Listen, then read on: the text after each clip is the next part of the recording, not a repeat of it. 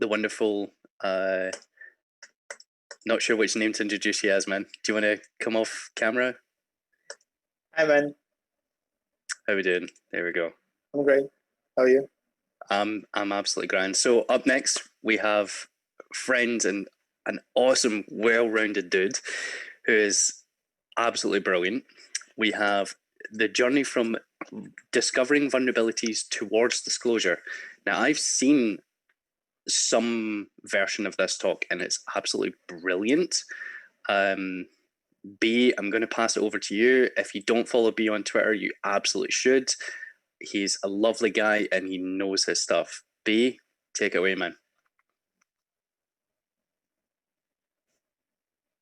Thank you, Scott, for the introduction. I guess that was pretty long, but again, thank you.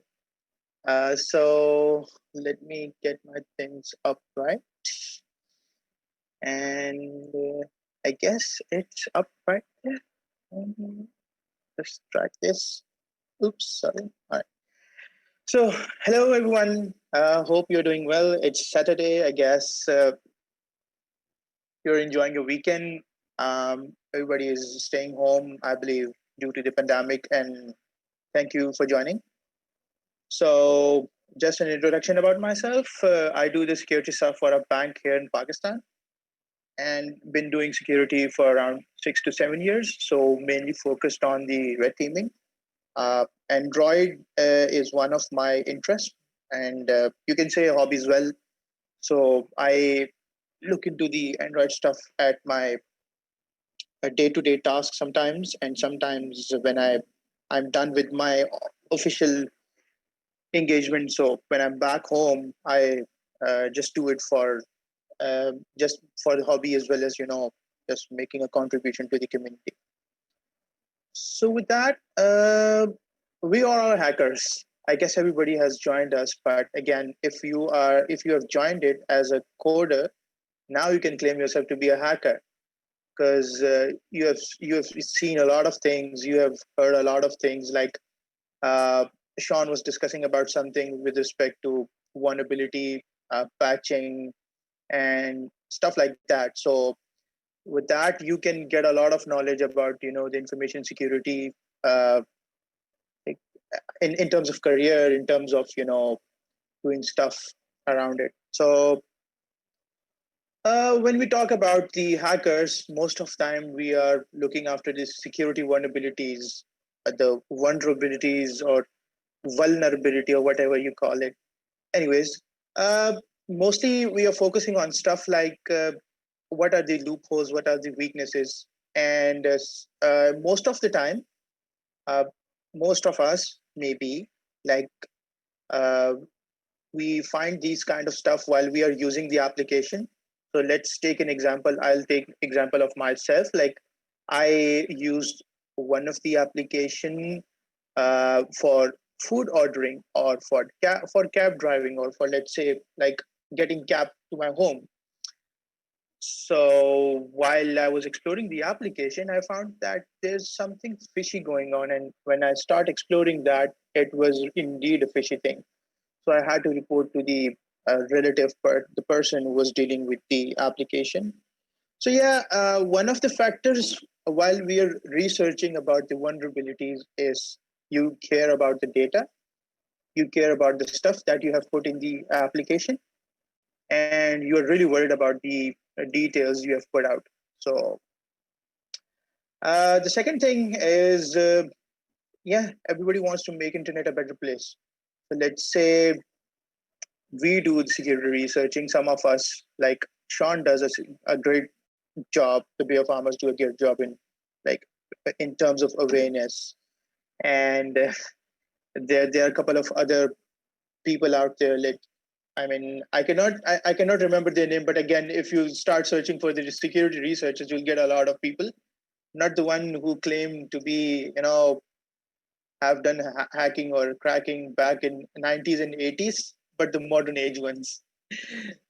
So again, making an internet better place to live in, and we strive to find such kind of bugs, such kind of vulnerabilities, such kind of weaknesses, and we make sure that these vulnerabilities are patched because they sometimes affect the privacy of a customer, of an organization, of an individual, or sometimes it tends to be a violation of human rights as well. So most of the time we look out for stuff that are, very, we are very careful and very, very dear to us. And yeah, some of them actually make living out of it.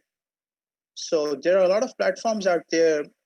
They have opened programs and they have opened their bug bounty, uh, you can say, programs for people to join in and hack for them legally within the scope. And yeah, they make a good living out of it. So I was reading a report uh, back in March, no, back in May or June, I guess, where there was a vulnerability disclosed by Apple, and yeah, that was a huge amount being paid to the security researcher. And the recent one, the security researcher found a very great vulnerability in Slack, and he got paid, like, I would say that this is my own personal opinion, that the payout for that vulnerability was pretty low.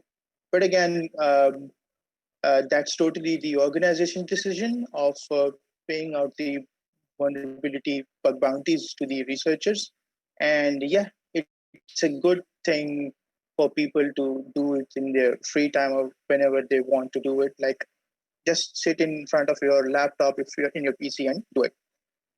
And few of us are the individuals who actually find these kind of bugs to, uh, I don't want to name them, but again, they kind of create a havoc around the world, uh, try to, get as much as data on the people, try to, disrupt the operations.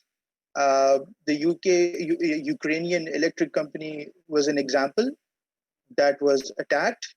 So that again involves the black hat activity. And yeah, they do it. They do it for a political reason, for a reason that motivates them politically. And then there comes a group of hackers, or not. I won't call them researchers. I would call them hackers, black hat hackers, who just hack for the fun, who just want to troll someone, who just want to, beat the shit out of someone, and which is, I mean, that's a very wrong practice.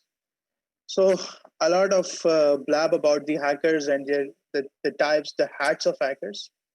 But this is something we usually come across while searching for hackers on popular, uh, you can say, encyclopedias like Wikipedia is one of them, and they have given a very neutral kind of, opinion of the hackers, that uh, there are a group of hackers who are basically skilled programmers, or sometimes they are skilled network infrastructure guys. But again, the information security or the cybersecurity domain does not requires you to learn, a prereq stuff to get into the security.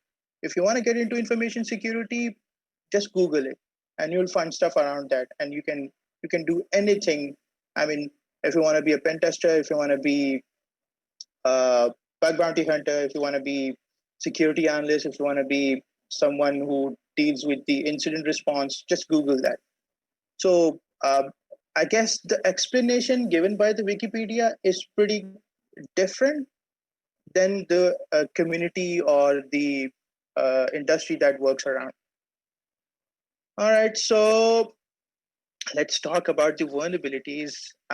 So while I was doing the researching stuff, uh, most of the applications I found had no code obfuscation. So let's say there was an application I previously discussed, which said it was a cab application. So it had no code obfuscation. So what basically code obfuscation does is it doesn't actually encrypts your code. Rather, it creates a separate class, create a combination of classes with a different kind of name. So it doesn't actually looks a realistic name to you, and then you just you cannot get the functionality or the parameters that are being used in the application. And the other interesting stuff I found in all of my security researching part was API credentials being hard coded within the application. So while developing the Android, and Android actually has three different platforms which we can utilize for developing the applications. One of them is the native application, the native Android or the Kotlin. The other one is the Flutter, and the third one is the cross-platform, like the React Native kind of stuff. So before the React Native, we used to find applications built on Cordova Ionic, which again uses the JavaScript or let's say the WebView API of the Android. And mostly you will find these files within the asset folder of the Android application. So let's say if anybody is familiar with Angular or Angular JS, they would actually find all of these functions, the modules, the controllers within that folder or within that folder tree I've mentioned above. So yeah, in most of the cases, these API credentials are hard coded just to make sure that the application, runs smoothly. And I was listening to a talk that was being given by again the Bear Farmers, and it was about the process management of application development. Like when most of the people are really curious about the deployment or about their production pipeline. So they want their stuff to be deployed on production as soon as possible. And in all of that phase, we forget or we totally ignore the part where this information security or where the cybersecurity kicks in. So let's say if you are a software company, you want to deploy your application because the competitor has actually got the idea, and you just want to make it work more faster than them. You just restrict the developers to certain days and ask them to deploy them as soon as possible. And obviously, everything requires time. Everything requires a certain amount of um, you can say efforts to be invested in.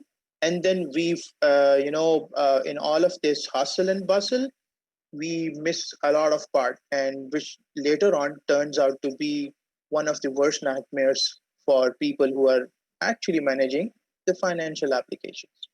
So yeah, there was this one financial application, you can say semi-financial application, that had the API credentials hard coded within the application, which is really a bad practice. Even though if you want to hard code any sort of credentials, don't do that. Rather use the uh, Google library, which provides you the token for accessing relevant information. And I mean, when you browse a website of a corporate application, you find that on a parameter which we usually call that HTTPS.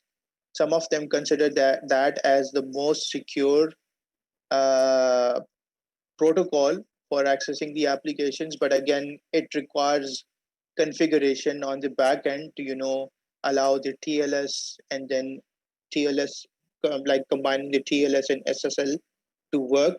So that reduces the risk of the data being being traveling in clear text. And when we are talking about mobile applications specifically, most of them don't have even SSL pinning or SSL certificate on that. So let's say in my own survey, I found uh, 40 to 30% of the applications, or say 38%. Let's just cut it out to 40%. So the 40% of the applications I found on Google Play Store, or like most of them didn't had SSL pinning, and most of them were communicating on the clear text protocol. So let's say if you have a malicious entity in your network and you are doing a financial transaction, that entity or that malicious actor would actually get all of the credentials. and later on, you have to try to control all of the amount of uh, the PR disaster that happens after the hacks. So then there was another application which had, okay, so this is something very important to me, and I wanted to take more time on discussing this. While most of the bug bounty hunters look for the Google Map APIs, like if it has access to other resources, but miss the part where it has other sub modules that can be utilized to the same Google API. So in my experience, this I was assessing this application, and it had a Google API, which they actually the application was built on native platform, and they were using Firebase for the database, and as well as they were using Google APIs like the Google Identity Toolkit to integrate to manage the user registration, user logging in, and vice versa through Google Identity Toolkit. So while when I was looking into this application, I found some really, really interesting stuff. And before I talk more about the application, let's discuss about what that application was. Surely I cannot disclose the name due to the confidential reasons, but again, almost 1.5 million downloads on both app stores. Let's say Android app and what do we call that? Apple Play Store. Oh no, sorry, excuse me. It was Play Store for the Google and App Store for the iOS. So the cumulative downloads was around 1.5 million, and they were providing premium services. So let's say if you wanted to design a greeting card for someone. Let's say if I want to send a greeting card, a happy birthday card Scott to Scotland, I can design that through that application and ask them to ship it to Scotland. So there are issues with the shipment, but again, uh, that they had this premium service to allow users to send goodies, gifts around the world. Had a really great reputation. So let's say the feedback I was looking towards their feedback from the customers and from the support, and it really had a great customer support. So what I thought was the application owner or the business owner of the application was really, really uh, interested in the feedback of the customers, and they were really careful about the reputation on their both app stores. And yeah, as I already explained, that they were using Firebase for data storage and Google Platform for development. And then if you can see on the right side, I shared a screenshot of the Google Identity Toolkit. So what it basically does is it provides uh, certain functions which you can utilize within your application to, let's say, let's take an example of deleting an account. So you pass a token to this identity toolkit, and then it deletes that specific account from your database, from your instance. The other one is get account info. So if you get the key for that specific account, you can find out all the account details of that person who owns that account. So yeah, moving forward with this interesting feature of the Google Identity Toolkit, which says get account info. So while I was exploring this part, so I guess there must be a confusion going on around the people, like if I had actually exploited the Google Identity Toolkit, or if there was something related to the Google Identity Toolkit in the application. So yeah, the second part is the correct one.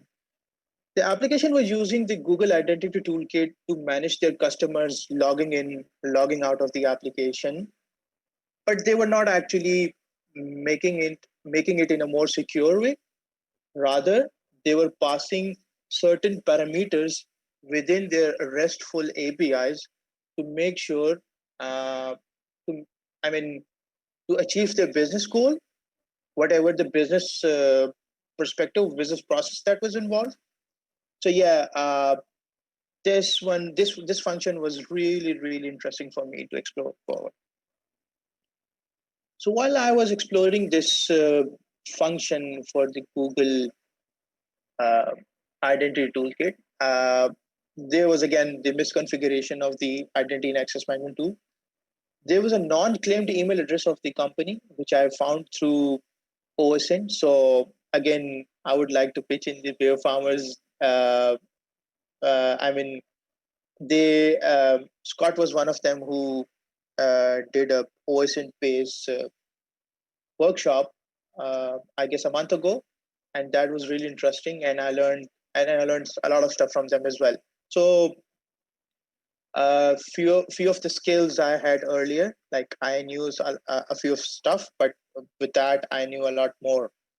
And when I saw, like earlier, when I saw there was an unclaimed email address, I can actually create a password request through that same email address, and it would actually give me the information for that specific owner.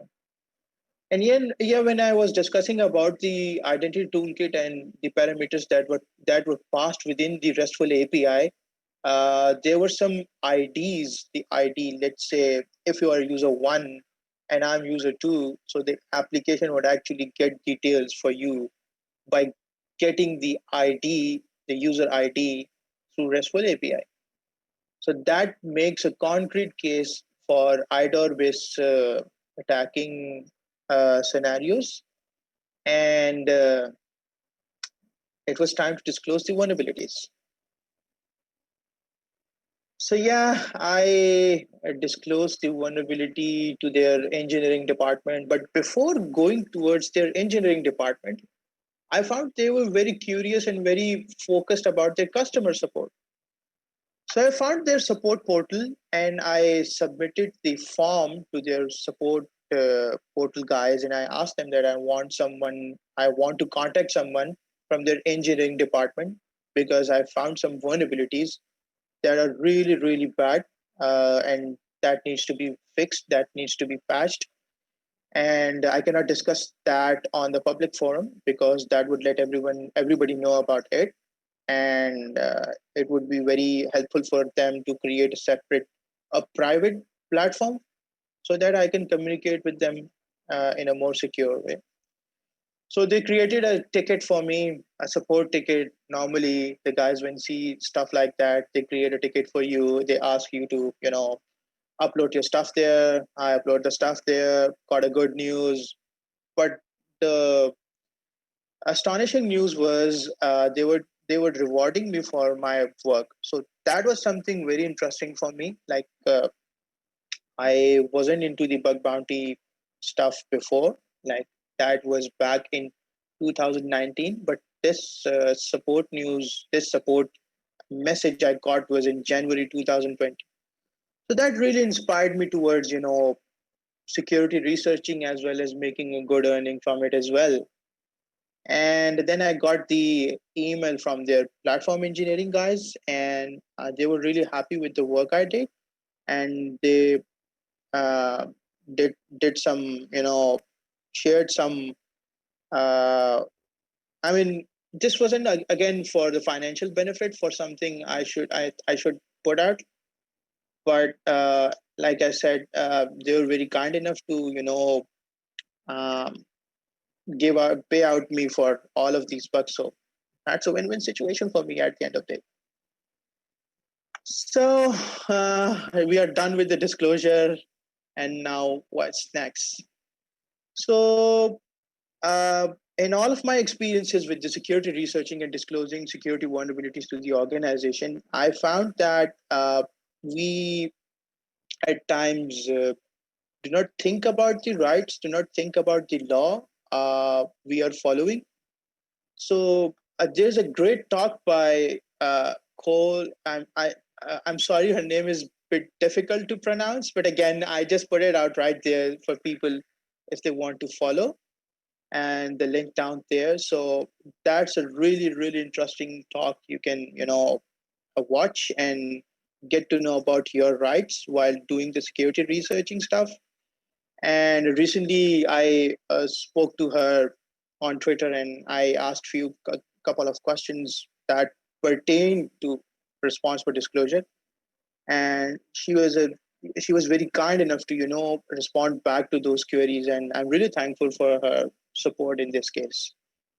The other thing is when we are doing this security researching stuff, and when we are doing the security researching, we sometimes miss the part where we don't follow, or where we don't consider the privacy part.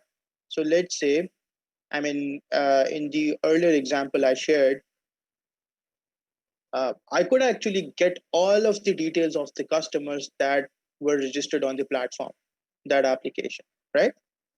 So rather than doing it in a worse way, I created a separate account for myself, logged in through that account, and I obviously got the user ID for myself. So I was actually creating attacks or scenarios by using two different accounts that were owned by me. So that gives a good example, that gives a good impression in front of the person to whom you're disclosing the vulnerabilities, because I guess at the end of the day, it's about making the internet a better place and sharing the same knowledge or the experience you got with the community out there. And yeah, don't throw out the shit on social media, because that sometimes turns out to be a very worse idea. Rather, settling the discussion in a private, or in a way you can ignore the public factor from the internet. And yeah, let's say Google has a policy for 90 days disclosure program, 90+1, I guess. So if there's something, they cannot patch it in 90 days. Either they ask for an extension, or then you are liable enough to disclose the vulnerability publicly. So there's a very classic example that just happened a few days back, where a security researcher found a really nice vulnerability um, in their I guess in their email box or something. I guess it was similar to that. It was similar to email spoofing.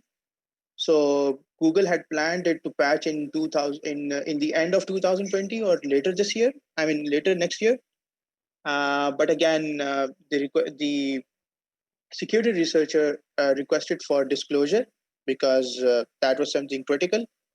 And after the disclosure, Google realized it, that it's something critical to them, and they patched it within 8 hours. Like, this is something very interesting, like patching something within 8 hours. So why did they require a whole year to patch a vulnerability, and then doing it within 8 hours? That changes the perspective, and that changes the condition of the organization, how they quickly work within something that has been posted around, or that has been posted out in the media, out on the social platforms, or disclosed publicly. So I think I took a lot of time, but I'll just shut up with this. That thank you everyone. Stay safe and hack the planet more responsibly. Thank you so much. Oh, thanks, man. That as always, you're absolute standout. I think we're going to go to antagonistics, but before you go, we do have another question from Ulyss to say, pay up front instead of telling you it's a duplicate. What is your general experience, the follow-up on responsible disclosure bug bounty? Just what is your general experience with it? All right. So, I mean, my general experience with vulnerability disclosure is sometimes very nice and sometimes very worse. So let's say I did a responsible disclosure for a government application. I didn't want to mention that here in my talk, but that was pretty worse for me. So right now, as I speak, I would never ever think of disclosing a security vulnerability to a government organization where I reside. However, when I was working on this application, I mentioned it took around some months for them to fix it. But again, let's let's be realistic about the approach while we are moving forward with disclosure. There are teams who work with 2 to 3 resources, and there are teams who are working with, I mean, hundreds of resources.